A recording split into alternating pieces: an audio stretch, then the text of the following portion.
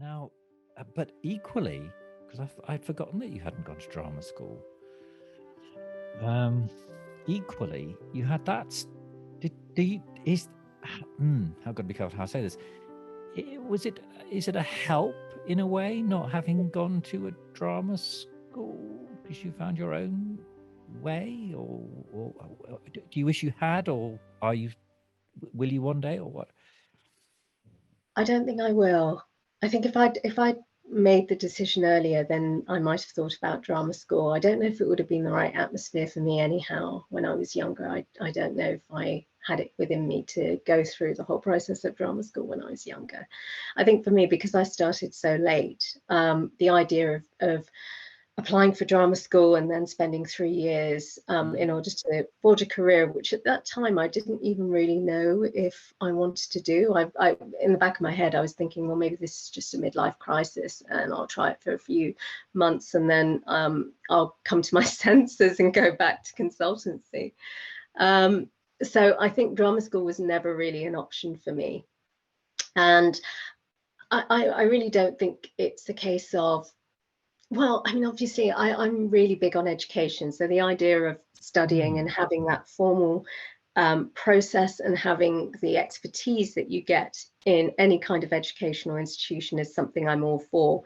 And so in some ways, I guess, yeah, you know, there's part of me that thinks there are things that I would certainly have benefited from going to drama school.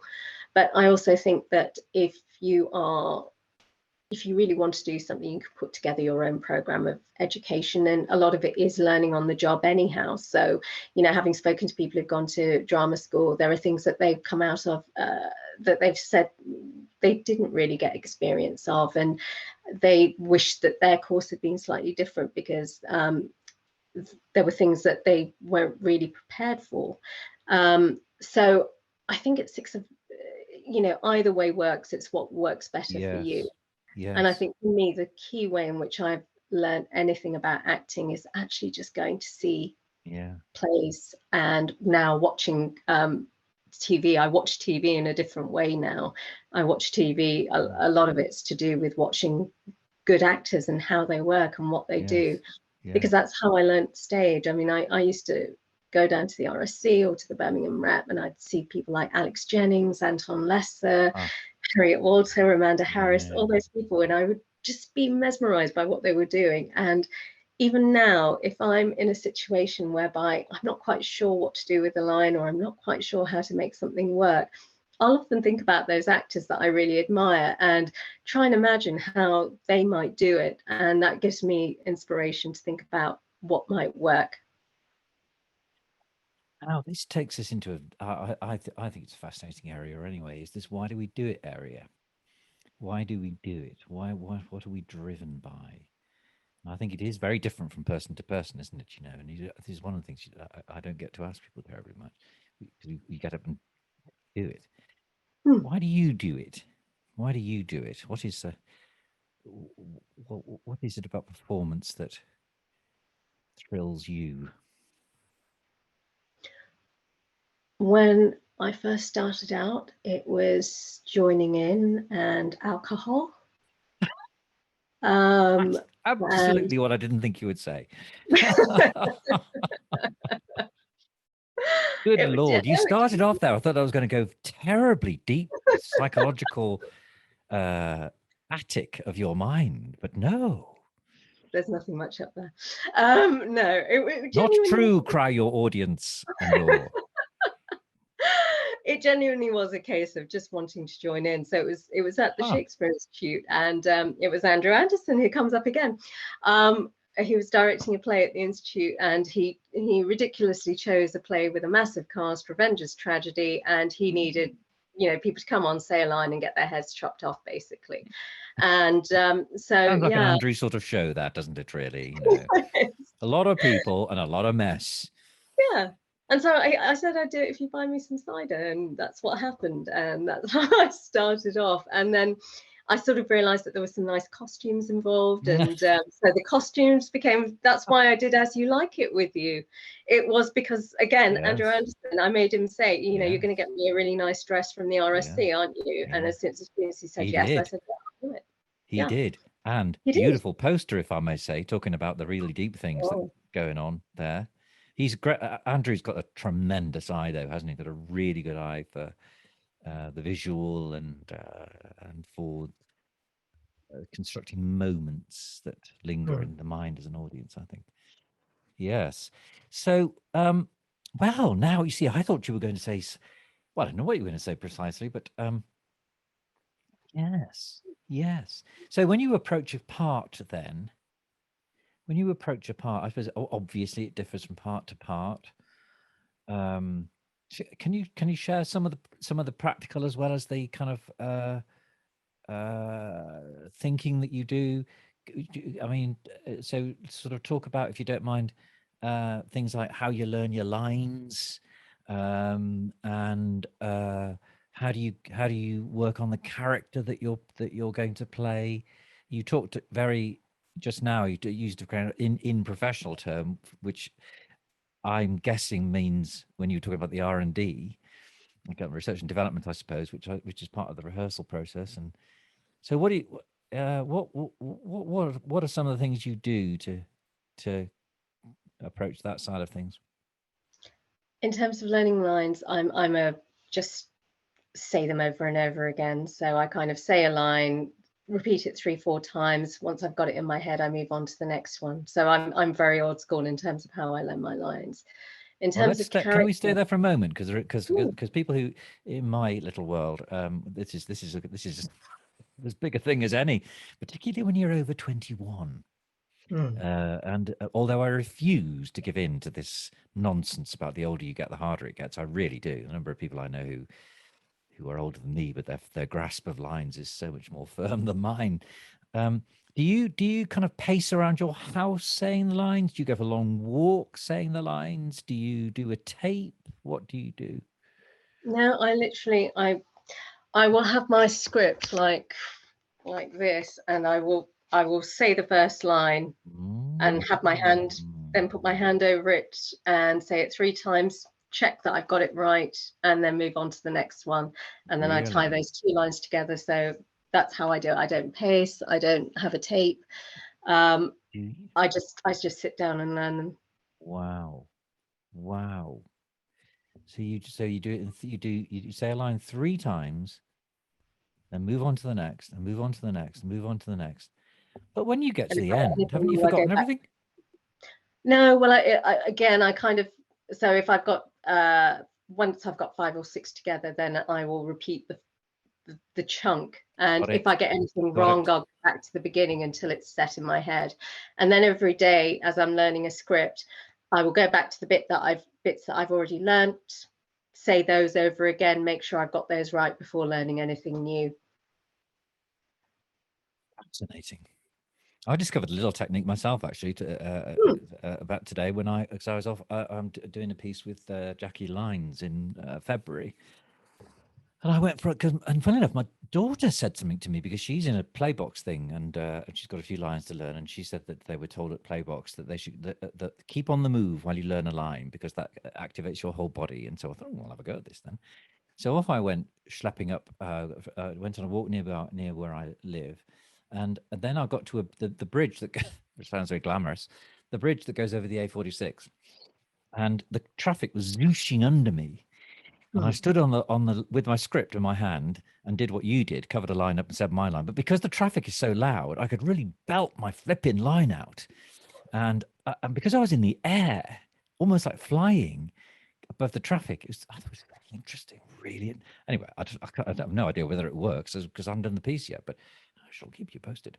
Oh, And yeah. another actor, Alex Simkin, who's in Pillowman. Now he said what he does is he. This is very interesting. I've never known anybody say this before. He writes out his whole part over Hmm. and over again. Have you come across that? I haven't come across anybody who's done that in its entirety. But I know that if I write something out by hand, it does help my memory. So I think it's a really good idea. It's probably Mm. something I should try and do. Yeah, Yeah. I did try it. I couldn't get on with it, but he was. I think you're one of these people as well. From having the shows I've been in with you, basically from early rehearsal, you're in. I try to be. So I was one of those actors who used to say I can't learn my lines until I've actually got started rehearsal. And then when I did Deep Blue Sea a few years ago, such a huge part, I thought I'm really going to have to start learning my lines before I get into rehearsal. Otherwise, I'm never going to get these down. And I became a complete convert in terms of trying to get as much of my lines learned when you get into the room, because I think that the more familiar you are with the text, the more you can actually take advantage of the space that you've got in the rehearsal room. If you're freed from that whole sense of, oh gosh, I'm going to forget my lines, you can really focus in on what your character is saying, why they're saying it, Mm, how the other people are reacting to what you're saying. mm, And you can be more experimental. You can try more mm, things out because you've got that certainty of, I know my lines. mm, I've done that bit of the work. mm, So all I've got to do now is just get the performance to where it could be. So I'm a real convert now in terms of trying to learn my lines before I get into the room. You asked about this whole process of how I try and put a character together. mm. I think for me it really is connections. It happens on a really intuitive basis. But somebody asked me this question a while ago, and so I was able to kind of think it through. And I think it is a case of I look through a script and I try and make connections between things that I have in common with the character and things that really stand out as being different from me. That's the first starting point, and then sort of working out where I need to. Because for me, I do kind of think that really I'm not trying to pretend to be somebody else. What I'm trying to do is suppress parts of my own personality that don't quite match as much and Wow. bring up other aspects of my personality that are more in tune with the character. Um, so I start off from that basis, and then it's just one of those things where as I'm starting to think about a character in a play, I'll make connections perhaps with people that I've known, situations that I've been in that help me understand what the character might be going through, how they might behave, how they might speak, how they might move. And so when you then go into the rehearsal room, you've already got sort of a bank of memories that you can draw on, a bank of Wow. ideas that you can draw on. And then obviously the director, the other cast members have also got things that they bring into the mix. And hopefully you have great discussions in the rehearsal room that make you think Mm, of other things that develop it mm, further.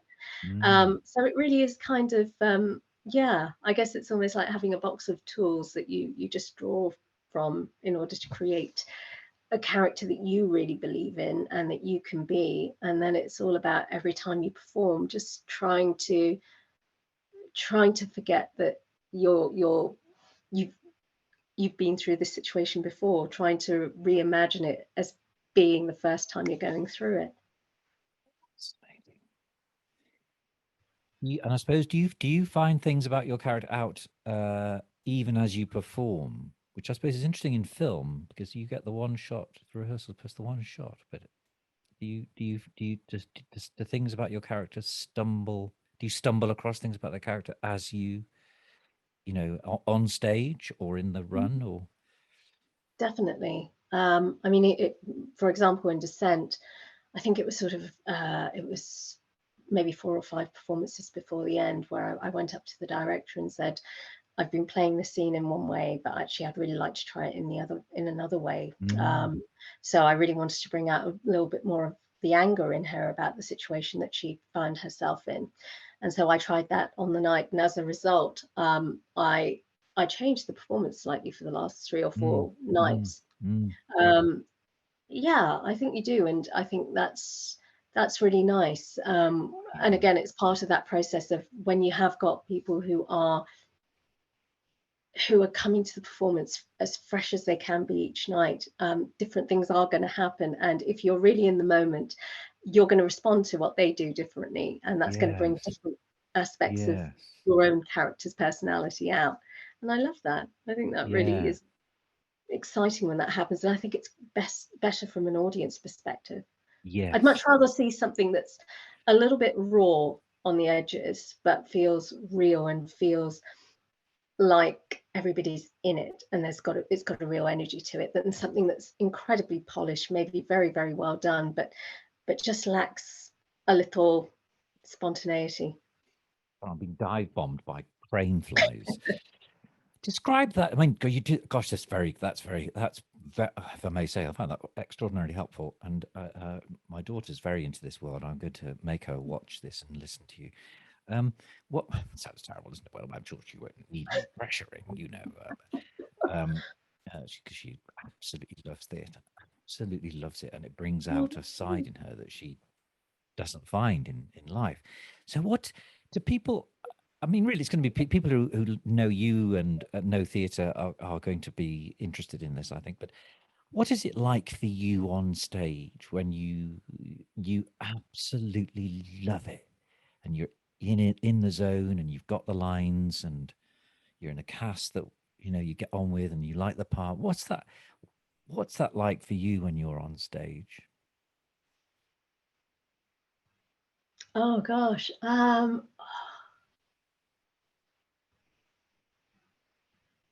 I don't know. There isn't really a word. I suppose I want to say exhilarating, but it doesn't feel quite right. It almost feels a little bit too glib to say that, but it genuinely is. No, There is a sort of excitement. There's a, I don't know. You strike me as somebody who's quite reflective. Am I right in saying that? yes, too reflective, I think, probably. I'm probably the same, and so I think you probably appreciate what it's like when you just can't get out of your head, and you're constantly living in the present's very difficult, because you're constantly thinking ahead, you're constantly thinking back, you're trying to work things out, and it's exhausting. When I'm really in the moment on stage, that part of my brain just stops, and it's such a relief. Wow. Because I am just, it's like the little mouse that's running round and round and round is finally quietened, and I can actually just feel what my character is feeling. And that's a relief more than anything else, to be honest with you. There's something really powerful about just being in the moment and not thinking about all the things that I've normally got going on in the back of my head. That's really good. That's really good. I've been reading a lot of Buddhist material recently. Started doing it during lockdown, and I didn't know very much about Zen Buddhism. I'm absolutely excited by everything I come across now. But one of the wonderful things I've come across, which just jumped into my head while you were describing that, is this notion of it's going to sound awfully pretentious, but why break the habit of a lifetime? Is what I say. Do what you do best. Play to your strengths. Pretension is my strength. Anyway. It's this business of self and no self, and that self is, oneself is a delusion, and you don't, there's no actual thing, no part of one's brain that is a soul or is some sort of curly hippocampus that's Graham, it is. So, and what you were saying there, that really strikes people. Say, oh, you become somebody else. And actually, what you've just described there is that's very much, it's not you being somebody else. It is somebody else. Oh gosh, I'm almost worried to respond, because I think I'll start a ramble. All right, we've got I'm, we've got 8 minutes. You can ramble all you like. you might regret saying that. No, it's just that everything you say is something that I've spent a lot of time thinking about, particularly over the last 3 or 4 years. So I've always been interested in philosophy, and I started attending a philosophy in pubs meetup once a month, and that has really triggered off that interest again. And that whole idea of what is self is something that I spend a lot of time thinking about. And I wouldn't say I enjoy thinking about it. It's torturous, but I also do enjoy thinking about it. But I guess, yeah, it is part of that, what I was saying, being on stage. Actually, I can stop thinking about those bigger existential questions for a little while. Or actually, maybe I don't stop thinking about them. Maybe I just live different lives, and experience a little bit of what it's like to be different people, and that just keeps adding to the information, to a question that I'm never going to answer. Why are we here? Mm. Who are we? All those kinds of things. But I think that idea of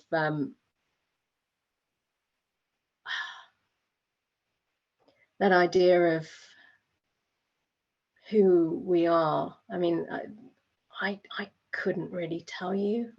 There's nothing that if I think back to when I was a child, there's nothing that I can really bring forward that I think, yeah, that was me when I was 3, 4 years old, and that's also me now. I couldn't Mm. really sort of say that there's one thing that defines me. I mean, I haven't even got No, the same skin that I had when I was no. a 3-year-old. I've probably got very little in terms of the original cells that I have, if Mm. any. Mm. So Mm. yeah. Fascinating. So, I actually I was looking into this the other day about it's yeah. one of these strange things one Googles. How many I actually Googled this. How many cells of my body uh, are those that I was born with? Hmm. I think it's very few. But so as you say, but that's where I think actually that's actually you've prompted a thought line, not deliberately, but you've prompted a thought line that I will enter its labyrinth, as it were, and see what's there. But this notion of, as you were describing, you take on. It's terribly interesting what you were saying just before about looking at the parts of yourself that you don't have, and then and using that as a doorway into a character. That's very interesting. A lot of people say, you hear a lot of actors say, I have to like my character before I'm going to play him. Or I was listening to somebody on the radio the other day who said, I have to love my character before I can play him or her, which I thought was very interesting. I love hearing these different perceptions of how people do it. Um, so what you were just saying there would seem to imply actually you don't have to like the character, because I suppose if you're playing a character who doesn't like themselves, that would just be too tangly, wouldn't it, to like a character who didn't like themselves? But I suppose you can. Sorry, I'm on a ramble now. Um, I suppose you can play like a character who doesn't like themselves. I think so. I mean, you mentioned deepfakes earlier on, which is a Zoom play that I did recently. And I played a character in that who I've been describing as the love child of Priti Patel and Dominic Cummings. She is basically a sort of We'll end it spin. right here. We'll end it right here because that's given me a nervous breakdown. Right there, right there. That will bust the internet. The whole Zoom thing will melt. What a Oh, and the awful thing is, it could well be true. it could well be true. Well, I wouldn't be surprised actually if the revelations came out that that happened. Well, I've got Matt Hancock now in my head, and you put him there, and Well, I must say that character, I didn't like her. There was nothing really to like about her. Um, so yeah, I can play a character who I don't like, but you can find things within that character that even if you don't like or admire the quality itself, you can admire an aspect of that quality. So Mm. um, even the fact that she was so relentless in terms of pursuing a rather evil plan, her relentlessness in terms of being able to pursue that, her actual, I would say her lack of empathy. You can even find something like that. You can find I don't know if this is the right word, but a positive side to that. It was actually quite freeing playing a character who genuinely didn't care about what anybody else thought, who didn't care about the consequences of her, what she wanted, on anybody Mm. else. Mm. So whilst, again, nothing I liked about her, I would hate to be her for a temporary part of, for a little bit of time, to be able to play someone like that Mm. was quite, it was quite exciting, Mm. and it was interesting. And, Mm. it did make me go, well, actually, maybe I should be a little bit more ruthless in certain ways, not nowhere near to the degree that she was, but Mm. maybe I should be a little bit more assertive in certain areas. Yes. Um, yes. Well, gosh, there's 4 hours there, isn't there? What we carry from a character into our life. And I don't know whether we will ever know whether we do that. But I'm sure we do. I'm sure we Hmm. do. That's very interesting. I've actually never had somebody say, somebody once, people sometimes say to me when they've been unfortunate enough to be trapped in a theatre and can't get out, and they've seen me act something, and they'll say, "Oh, I saw a lot of you in that," particularly when it's characters who are, mass killers and whatnot, which is terribly gratifying. But I've never had it the other way around, actually, where somebody said to me, "Oh, that's because that's why the hell would they say that to me? You're very goodness me, you're so like."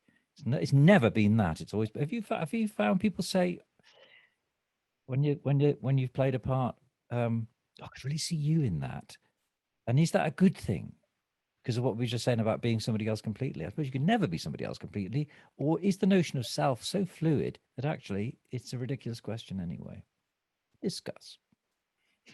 Ooh. Well, I was going to say actually, Graham, I've seen you in quite a bit, and normally you are playing quite sinister characters. Mm. So I'm really pleased that actually I don't see much of you in your characters. And please don't start to bring your characters into your real life. I know. I tell you what, I have to drive myself home at the end of a show, and it terrifies me because there's only me in the car, and I have to stop for just think, well, what if I break down? I'm trapped in the car with me. Oh Blimey, gosh. Charlie. Yeah, absolutely. With the Pillow Man character, I tell you what, my daughter Oh, came to see some of the rehearsals, and she was actually it was worrying because she saw the rehearsals and she was totally kind of not phased by it, which made me think, oh God, I'm actually like this. So, what do people say to you? Do they say, "Yeah, that was very you, that character," or actually, does it even matter whether people say that? I don't think it matters at all, really, does it? I don't think actually I've had people generally say that. I don't remember it so much, no. I So fingers haven't. When crossed. go on.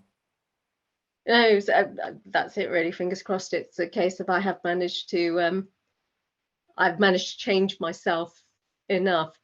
I'm not well. Basically, hopefully, I'm not playing myself. I am actually, Mm.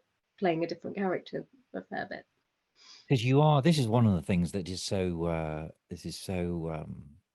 is so strong about your work, is that the things I've seen you do are so Alex vanishes.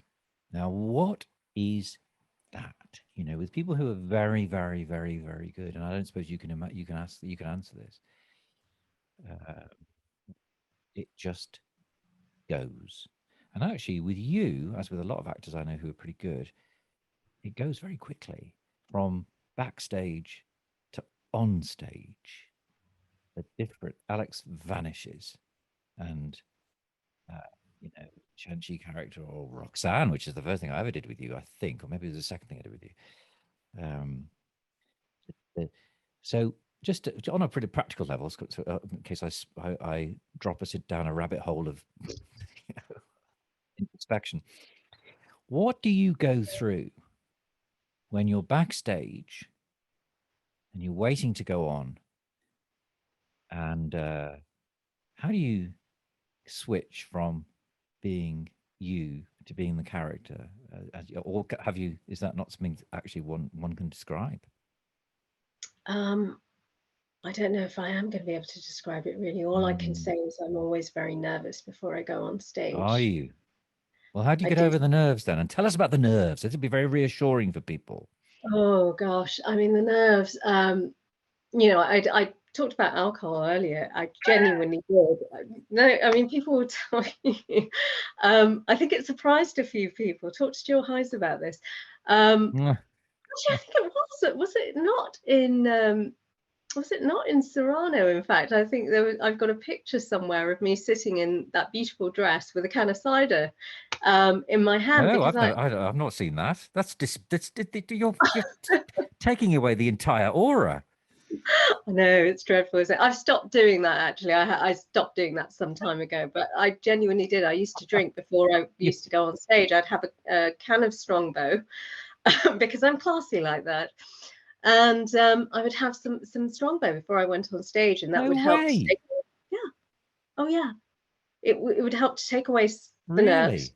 and it Alex, would ease my throat.